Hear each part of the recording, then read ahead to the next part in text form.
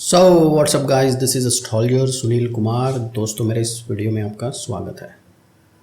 दोस्तों, आज हम बात करने वाले हैं अष्टम के शुक्र की। अष्टम शुक्र मतलब आपकी लगन कुंडली में मतलब आपके असेंडेंट की बात हो रही है, लगन चार्ट की बात हो रही है, D9 की बात नहीं हो रही है, ना ही चंद्र कुंडली की बात हो रही है। सिर्फ और सिर्फ लगन चार्ट की बात हो रही है।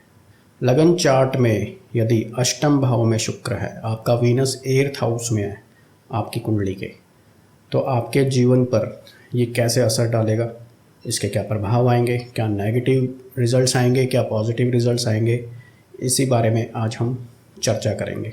परंतु इससे पहले कि हम इस चर्चा की शुरुआत करें, मेरी आप सभी से गुजारिश है कि मेरे चैनल को सब्सक्राइब कीजिए और बेल आइकन को ज़रूर दबाइएगा ताकि मेरे आने वाले सभी वीडियोस की जानकारी आपको मिलती रहे।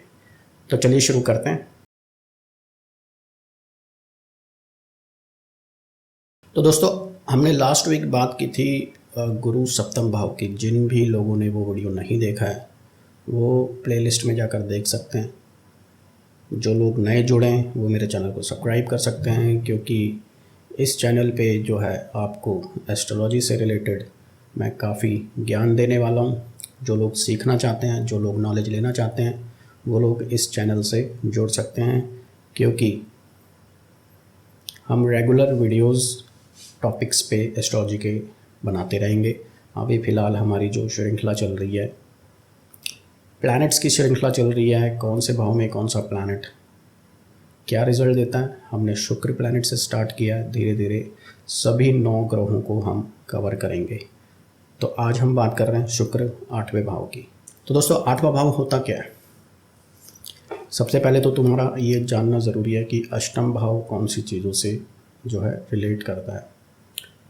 अष्टम भाव जो होता है एस्ट्रोलॉजी के हिसाब से, इसे हम उम्र का भाव भी कहते हैं, मारक भाव भी कहते हैं।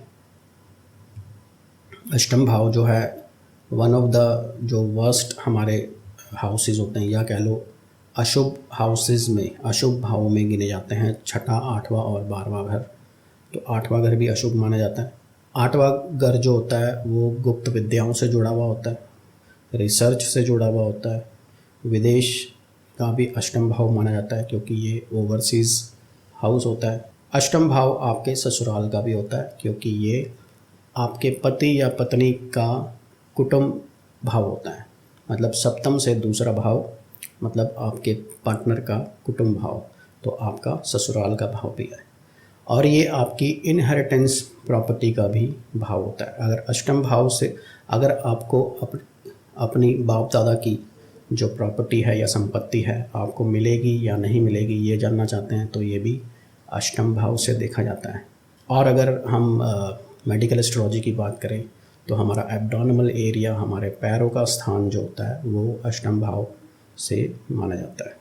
तो यदि अष्टम भाव में शुक्र की प्लेसमेंट है तो ये क्या रिजल्ट देगा आपके जीवन में?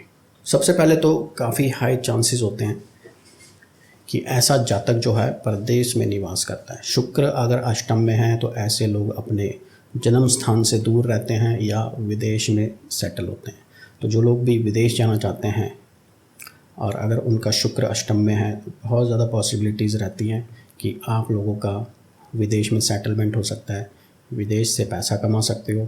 क्योंकि शुक्र जो ग्रह है वो काल पुरुष की कुंडली के अनुसार, काल पुरुष की कुंडली होती है मेष लगन को हम काल पुरुष कुंडली मानकर चलते हैं। तो 2nd और 7th हाउस जो होता है ये शुक्र का होता है, क्योंकि यहाँ पर शुक्र की राशियाँ हैं। तो उस हिसाब से शुक्र जो है धन देने वाला प्लैनेट भी होता है। तो शुक्र का रिलेशन जिस भी भाव से होगा उस भाव से जो है धन के आगमन के चांसेस बढ़ते हैं। तो अष्टम भाव ओवरसीज़ का होता है, इसलिए अगर शुक्र आपका अष्टम भाव में है तो बहुत चांसेस होते हैं कि आपकी इनकम विदेश से आएगी। आप कोई ऐसा बिज़नेस करेंगे, इंपोर्ट एक्सपोर्ट का बिज़नेस करेंगे, या आप विदेश में जाके सेटल होंगे, वहाँ पे काम करेंगे, वहाँ पे जॉब करेंगे, या विदेश में जाके बिज़नेस करेंगे। ऐसा जातक थोड़ा सा निर्दयी स्वभाव का होता है, मतलब ऐसे जातक के अंदर दया नहीं होती है। अगर शुक्र अष्टम वाले लोग आर्मी में हो या पुलिस में हो या फिर कुछ बुरे ग्रहों के प्रभावों से अगर ऐसे जातक जो है 2 नंबर के कामों में हो या गुंडागर्दी में हो, तो ऐसे जातक जो होते हैं बहुत निर्दयी होते हैं। अब ज़रूरी नहीं है कि आर्मी वाले होंगे या पुलिस वाले या गुंडागर्दी करने वाले लोग ही निर्दयी होंगे। नॉर्मल लोग भी जो होते हैं डेली लाइफ में बड़े निर्दयी हो जाते हैं। कई बार अपने लाइफ पार्टनर पे जो है रिलेशनशिप मैटर को लेकर निर्दयी हो जाते हैं या बच्चों के साथ निर्दयी रहते हैं। तो मतलब दया नाम की चीज़ इन लोगों में कम होती है। ऐसे जातक के जो रिलेशनशिप हैं माँ के साथ ख़राब रह सकते हैं। और कई बार ऐसा भी देखा गया है कि ऐसे लोग अगर शुक्र का ज़्यादा ख़राब रिज़ल्ट आए, जिसके चांसेस बहुत ज़्यादा होते हैं, क्योंकि अष्टम भाव में शुक्र है तो बहुत कम रिज़ल्ट्स ऐसे होंगे जो आपको बेनिफिट देंगे। ज़्यादातर रिज़ल्ट जो है नेगेटिव भी आ सकते हैं। इसलिए जो लोग नेगेटिव चीज़ें नहीं सुनना चाहते हैं, जिनको अच्छा नहीं लगता है, तो बेशक वो इस वीडियो को स्किप कर सकते हैं। लेकिन जो लोग नॉलेज लेना चाहते हैं एक्चुअली कि शुक्र क्या रिज़ल्ट देता है, तो वो बने रहिए वीडियो में। तो ऐसे लोगों का जो स्वभाव इस टाइप का भी होता है कि माता के साथ रिलेशन ख़राब होने के साथ साथ ऐसे लोग माता को कष्ट भी देते हैं। हो सकता है कि ये लोग बुढ़ापे में अपनी माँ को कष्ट दें। ठीक है, आप लोगों ने देखा होगा कई लोग ऐसे होते हैं जो अपने माता पिता को जो है बुढ़ापे में बिल्कुल सपोर्ट नहीं करते हैं, उनको अकेला छोड़ देते हैं या फिर वृद्धाश्रम वगैरह में ऐसे पेरेंट्स को जाना पड़ जाता है। तो इस टाइप के भी योग उन लोगों की कुंडली में होते हैं। और अगर आपका शुक्र अष्टम में है और आप ऐसे नहीं हैं तो बड़ी अच्छी बात है। हर चीज़ को अपने ऊपर लेने की ज़रूरत नहीं है। ऐसे लोगों को गुप्त रोग होने के बहुत चांसेस रहते हैं, क्योंकि अष्टम भाव क्या है, रोगों का भाव भी माना जाता है। छठा, आठवां और 12वां भाव जो होता है रोगों से जुड़ा हुआ होता है। अब अष्टम भाव जो हमारे ऑर्गन्स होते हैं वो हमारे एब्डोमिनल एरिया के ऑर्गन्स होते हैं, सेक्सुअल पार्ट्स होते हैं, लीवर, किडनी वगैरह इस टाइप के भी पार्ट्स होते हैं। गुदा का पार्ट होता है।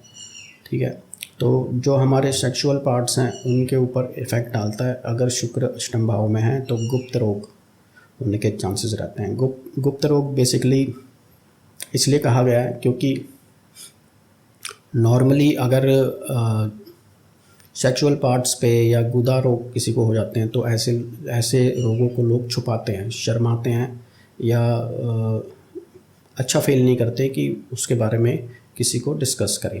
तो ऐसे रोगों को गुप्त रोग कहा जाता है। अब ऐसे जातक जो होते हैं कई बार बहुत सी बातों को लेकर दुखी रहते हैं। मतलब ये लोग छोटी छोटी बातों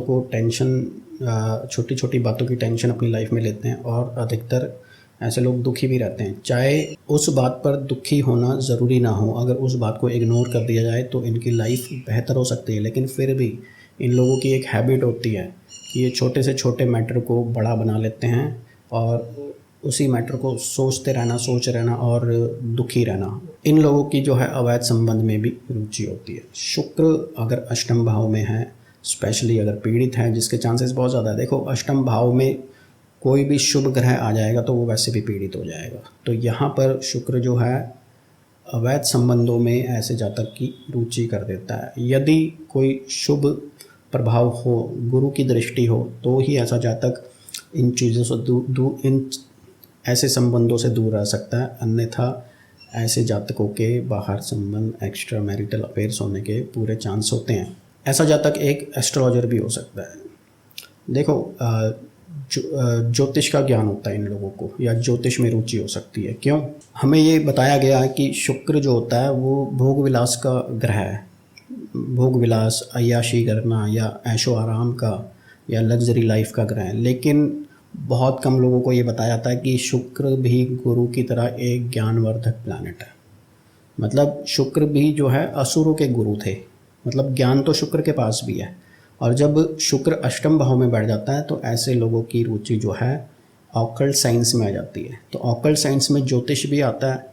हो सकता है ऐसे लोग किसी रिसर्च में हो, रिसर्च करते हों, गुप्त विद्या में हो, तांत्रिक टाइप भी ऐसे लोग होते हैं। अगर शनि का प्रभाव हो इस शुक्र के ऊपर तो ऐसे लोग तांत्रिक विद्या में भी चले जाते हैं। तो किसी भी टाइप की गुप्त विद्या में इन लोगों का ऑकल्ट साइंस में जो होता है इंटरेस्ट बहुत होता है।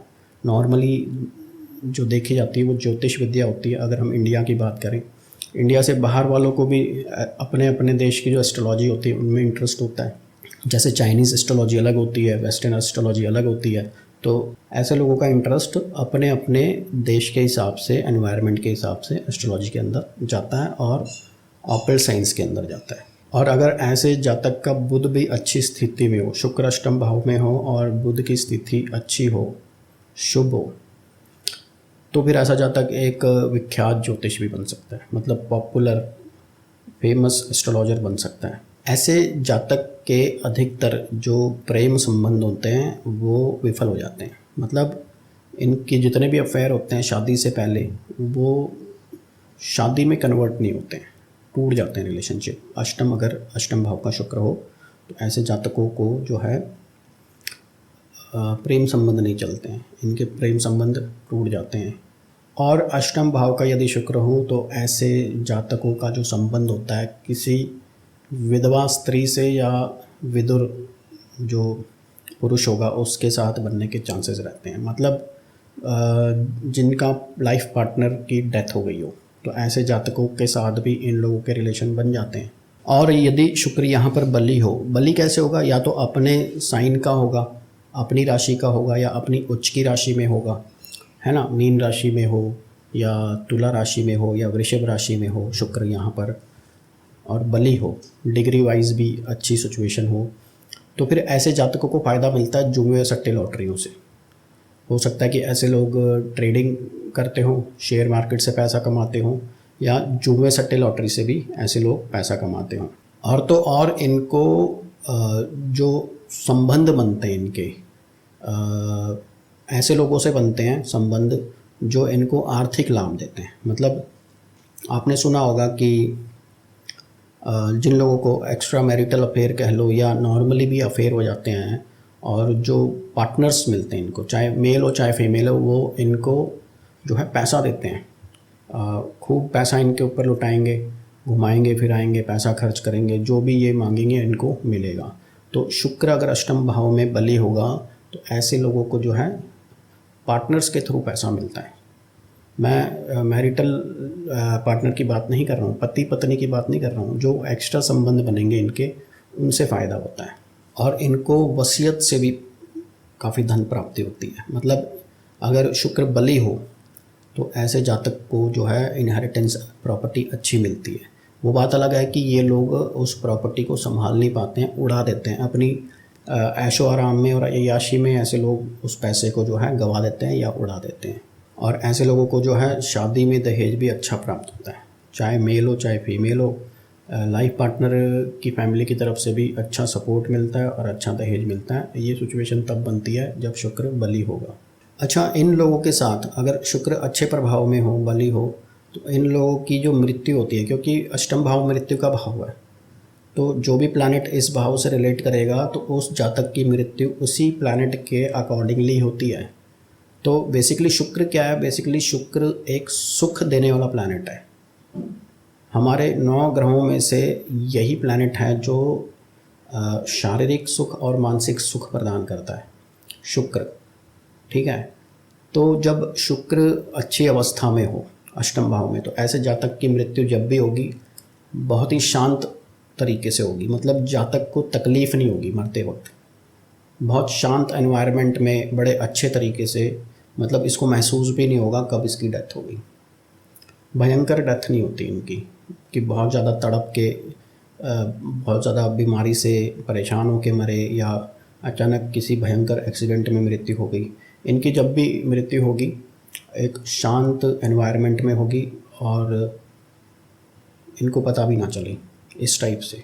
परंतु यहाँ पर अगर शुक्र के साथ मंगल बैठा हो तो ये एक भयंकर मंगल दोष का निर्माण करता है, क्योंकि शुक्र के साथ मंगल होना और शुक्र के साथ अष्टम में मंगल होना या शुक्र के ऊपर मंगल की दृष्टि हो अष्टम भाव पे, फिर चाहे मंगल कहीं भी बैठा हो, सेकंड हाउस से दृष्टि डाल रहा हो या किसी भी भाव से जो मंगल की दृष्टियाँ बनती हैं उसके हिसाब से अगर अष्टम भाव को मंगल देख रहा है और शुक्र मंगल में, शुक्र अष्टम भाव में, तो फिर जीवन साथी के लिए ये एक बहुत ज़्यादा खराब योग होता है। ऐसे लोगों के जीवन साथी की डेथ जो होती है वो शीघ्र भी हो सकती है। तो अगर ऐसी कंडीशन में आपको लगता है कि आपके लाइफ पार्टनर, आपके पति या पत्नी की हेल्थ में प्रॉब्लम रहती है या आए दिन चोट लगती है, तो आप लोगों जो है कुंडली चेक करवा के जो है इसका निवारण बहुत ज़रूरी है, करवाना चाहिए। अब यहाँ पे शुक्र यदि वृश्चिक राशि में हो, कर्क राशि में हो कुंभ या मीन राशि में हो। ये 4 राशि हैं, वृश्चिक राशि, कर्क राशि, कुंभ राशि और मीन राशि। तो फिर ऐसा जातक किसी ना किसी टाइप के नशे का आदी होता है, कोई ना कोई नशा ज़रूर करता है, चाहे स्मोकर होगा, चेन स्मोकर होगा, या शराब का नशा करता होगा, या कोई और टाइप का नशा करता होगा। डिपेंड करेगा कि शुक्र कितना ज़्यादा पीड़ित है। और अगर कन्या राशि का शुक्र यहाँ हो 6 नंबर का, मतलब नीच का शुक्र अगर अष्टम भाव में हो, तो फिर ऐसे जातक का विवाह के बाद बहुत बड़ा लॉस होता है। विवाह से पहले चाहे ये जातक सक्सेसफुल क्यों ना हो, लेकिन जैसे ही ये शादी करेगा, कुछ ना कुछ इसके जीवन में ऐसा घटित हो जाएगा कि इसे नुकसान सहन करना पड़ेगा, लॉस सहन करना पड़ेगा। तो अगर नीच का शुक्र अष्टम भाव में है तो इन लोगों को शादी करने से पहले शुक्र के उपाय करने बहुत ज़रूरी हैं, वरना शादी होते ही जो है बड़ा नुकसान झेलने को मिल सकता है। यहाँ तक भी देखा गया है कि चलता हुआ व्यवसाय भी चौपट हो जाता है और लोग परेशान हो जाते हैं कि हुआ कैसे। और फिर लोगों को लगने लगता है कि भैया जिससे शादी हुई वो इंसान ही मनहूस आ गया। ज़्यादातर तो जो फीमेल्स हैं उनके ऊपर ज़्यादा जो है प्रॉब्लम्स क्रिएट होती हैं।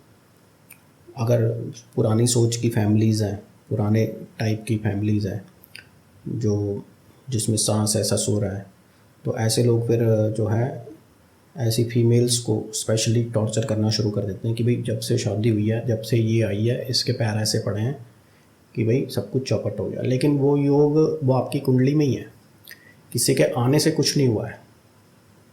कोई भी आपके लिए शुभ या अशुभ नहीं है, वो आपकी कुंडली का ही योग होता है जो आपको किसी एक पर्टिकुलर टाइम पे ख़राब रिज़ल्ट देना शुरू कर देता है।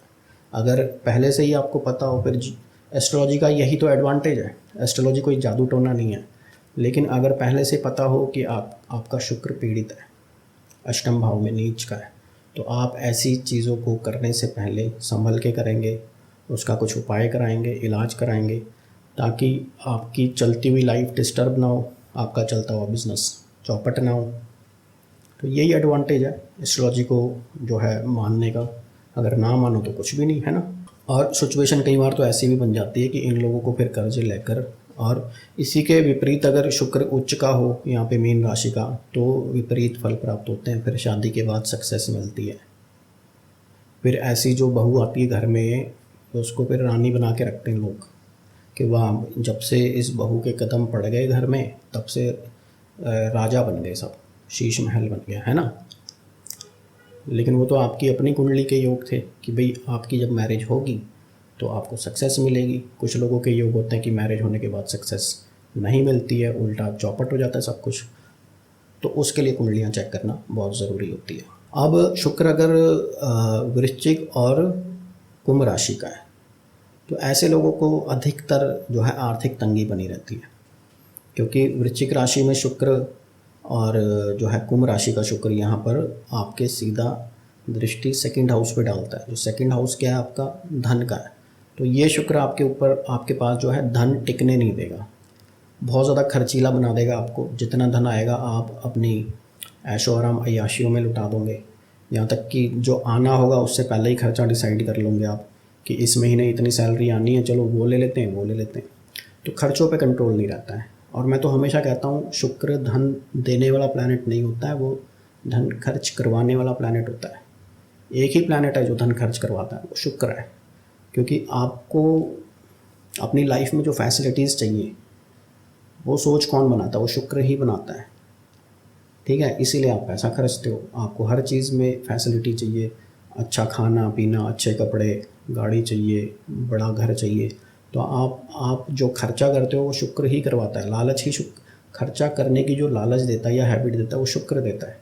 और इन राशियों में जो है खर्चा तो करवाएगा शुक्र, साथ में आपका जो बिज़नेस होगा वो भी प्रॉपर नहीं चलता है। अप डाउन्स बहुत आते हैं बिज़नेस में। कभी चल गया अच्छा तो चल गया, वरना ज़्यादातर आपको ऐसा ही लगता है कि भैया बिज़नेस प्रॉपर रिज़ल्ट नहीं आ रहे हैं या प्रॉपर बिज़नेस नहीं चल रहा, इतनी मेहनत कर रहे हैं फिर भी।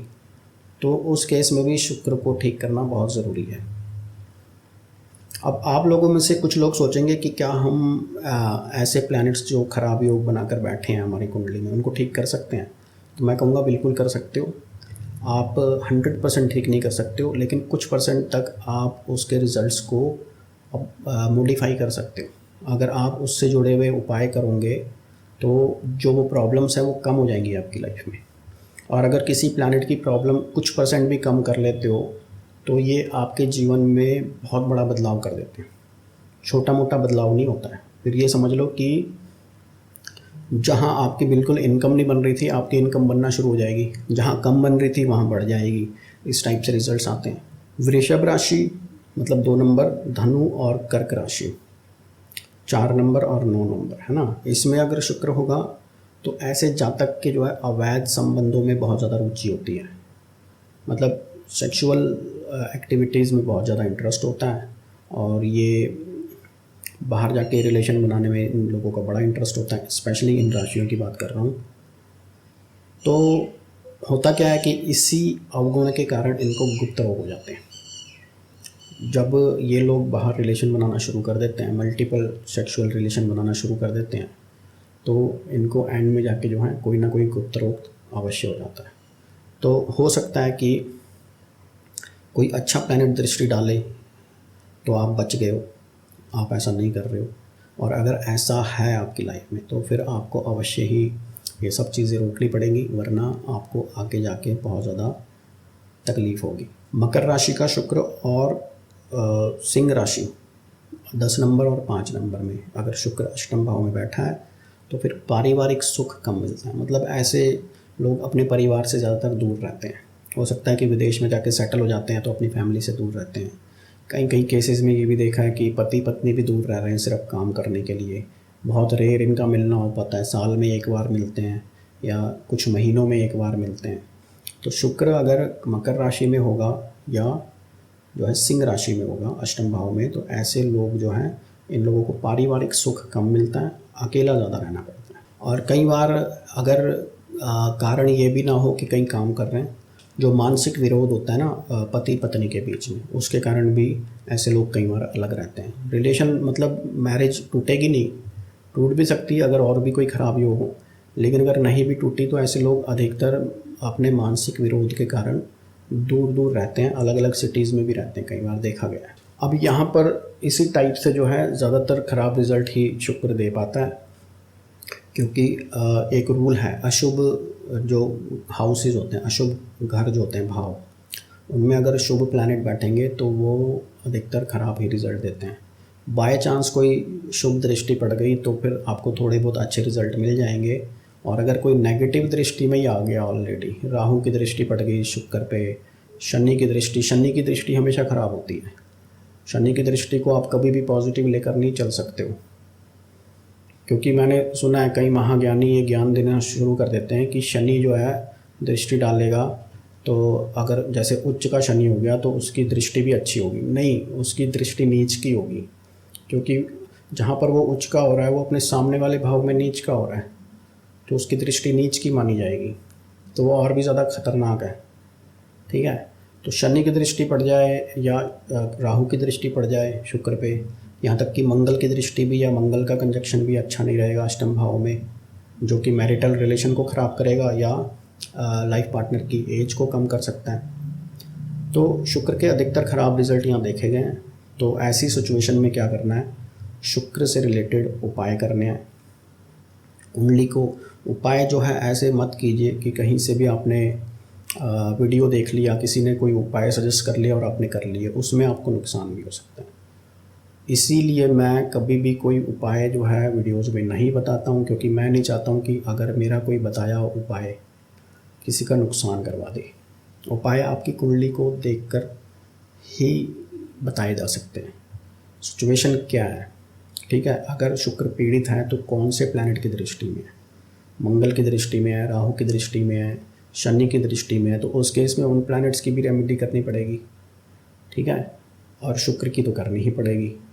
तो उपाय कीजिए, लेकिन कुंडली को चेक करवा के कीजिए। पता लगा कि आप अपने उपाय फ़ायदे के लिए करवा रहे थे, उल्टा नुकसान हो गया, तो वो अपने आप एस्ट्रोलॉजर मत बनिए। अगर नॉलेज नहीं है आपको तो खुद डॉक्टर बनने की कोशिश मत करो, किसी अच्छे एस्ट्रोलॉजर से अपना जो है कंसल्टेशन बुक करो, कुंडली चेक कराओ, फिर उपाय करो।